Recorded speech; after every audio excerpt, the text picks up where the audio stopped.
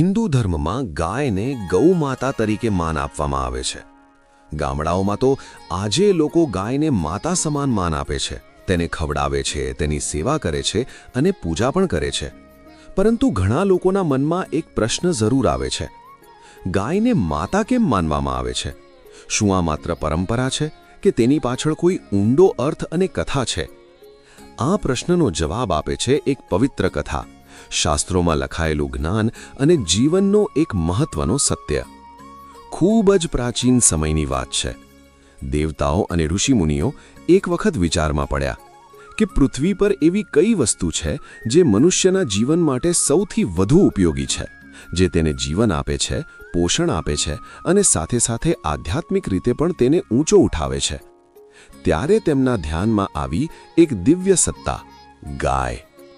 શાસ્ત્રોમાં એવું કહેવામાં આવે છે કે ગાયમાં 33 કરોડ દેવતાઓનો નિવાસ છે. આનો અર્થ એ નથી કે ગાયમાં ખરેખર એટલા દેવતાઓ છે, પરંતુ એ દર્શાવે છે કે ગાયમાં તમામ દૈવી ગુણો સમાયેલા છે. એક વખત એક ઋષિએ પોતાના શિષ્યને પૂછ્યું, બેટા, તને ખબર છે ગાયને માતા કેમ કહેવામાં આવે છે? શિષ્યએ જવાબ આપ્યો, ગુરુજી, કારણ કે તે આપણને દૂધ આપે છે. ઋષિ સ્મિત કરીને બોલ્યા, હા, આ એક કારણ છે, પણ એ પૂરતું નથી. માતા તે જ હોય છે જે નિસ્વાર્થ રીતે આપે છે, કંઈ માંગતી નથી અને હંમેશા પોષણ કરે છે. ગાય પણ એ જ કરે છે. ગાય આપણને દૂધ આપે છે, જે બાળકથી લઈને વૃદ્ધ સુધી માટે પોષણનો મુખ્ય સ્ત્રોત છે. દૂધમાંથી દહીં, માખણ, ઘી જેવી ઘણી વસ્તુઓ બને છે, જે આપણા આરોગ્ય માટે ખૂબ જ લાભદાયક છે. પરંતુ ગાયનું મહત્વ માત્ર દૂધ પૂરતું નથી. પ્રાચીન સમયમાં ખેતીમાં ગાય અને બળદનો ખૂબ ઉપયોગ થતો હતો. ગાયના ગોબરનો ઉપયોગ ખાતર તરીકે કરવામાં આવતો હતો, જે જમીનને ઉર્વર બનાવે છે. ગોબરથી બનેલા ઉપલા ઘરમાં ઈંધણ તરીકે વપરાતા હતા. આજે ગામડાઓમાં તેનો ઉપયોગ થાય છે. ગાયનું મૂત્ર પણ ઔષધિ તરીકે માનવામાં આવ્યું છે. આયુર્વેદમાં તેને ઘણા રોગો માટે ઉપયોગી માનવામાં આવ્યું છે. આ રીતે ગાય મનુષ્યને માત્ર ખોરાક જ નહીં, પરંતુ જીવન જીવવા માટેની ઘણી જરૂરી વસ્તુઓ આપે છે. એક પૌરાણિક કથા પણ ગાયના મહિમાને સમજાવે છે. કહેવાય છે કે સમુદ્ર મંથન દરમિયાન ઘણા રત્નો બહાર આવ્યા, જેમાં એક હતી કામધેનુ ગાય. આ ગાય દિવ્ય હતી અને તે દરેક ઈચ્છા પૂર્ણ કરવાની શક્તિ ધરાવતી હતી. દેવતાઓએ કામધેનુને ખૂબ જ સન્માન આપ્યું અને તેને ઋષિઓને સોંપી, જેથી તે પૃથ્વી પર સુખ અને સમૃદ્ધિ લાવી શકે. આ કથાથી સમજાય છે કે ગાયને માત્ર પ્રાણી તરીકે નહીં, પરંતુ એક પવિત્ર અને દિવ્ય શક્તિ તરીકે માનવામાં આવે છે. ભગવાન શ્રી કૃષ્ણનું જીવન પણ ગાય સાથે જોડાયેલું છે.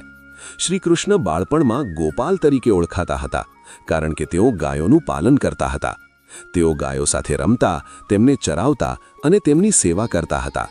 આથી ગાયને ભગવાન સાથે જોડાયેલું સ્થાન પણ મળ્યું છે. ગાયને માતા માનવાનું એક આધ્યાત્મિક કારણ પણ છે. માતા એ હોય છે જે આપે છે, પોષણ કરે છે અને ક્યારેય પોતાનો સ્વાર્થ નથી જોતી. ગાય પણ મનુષ્યને એ જ રીતે સેવા આપે છે. તે કંઈ માંગતી નથી, પણ આપતી જ રહે છે. આ નિસ્વાર્થ ભાવને કારણે તેને માતા તરીકે માનવામાં આવે છે. આજના સમયમાં ઘણા લોકો આ પરંપરાને માત્ર અંધશ્રદ્ધા સમજે છે, પરંતુ જો આપણે ઊંડાણથી વિચારીએ તો સમજાય છે કે આ પરંપરાની પાછળ વિજ્ઞાન અને જીવનનો સત્ય છુપાયેલો છે. ગાય પર્યાવરણ માટે પણ ખૂબ જ મહત્વપૂર્ણ છે. તેના ગોબર અને મૂત્રથી જમીન અને પર્યાવરણ શુદ્ધ રહે છે. આથી કુદરતી સંતુલન જળવાઈ રહે છે.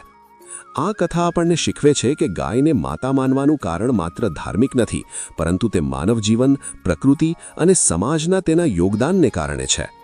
જ્યારે આપણે ગાયને ગૌ માતા કહીએ છીએ, ત્યારે આપણે તેના પ્રત્યે આદર અને કૃતજ્ઞતા વ્યક્ત કરીએ છીએ. તેથી જ્યારે પણ તમે ગાયને જુઓ, ત્યારે માત્ર એક પ્રાણી તરીકે નહીં, પરંતુ એવી સત્તા તરીકે જુઓ જે નિસ્વાર્થ રીતે માનવ જીવનને પોષણ આપે છે. આ પરંપરા આપણને શીખવે છે કે આપણી આસપાસની દરેક વસ્તુનો સન્માન કરવું જોઈએ, ખાસ કરીને તે જે આપણને જીવન આપે છે. ગાય માત્ર એક પ્રાણી નથી, એ માતૃત્વ, સેવા અને નિસ્વાર્થ પ્રેમનું પ્રતીક છે. જય ગૌ માતા, જય શ્રી કૃષ્ણ.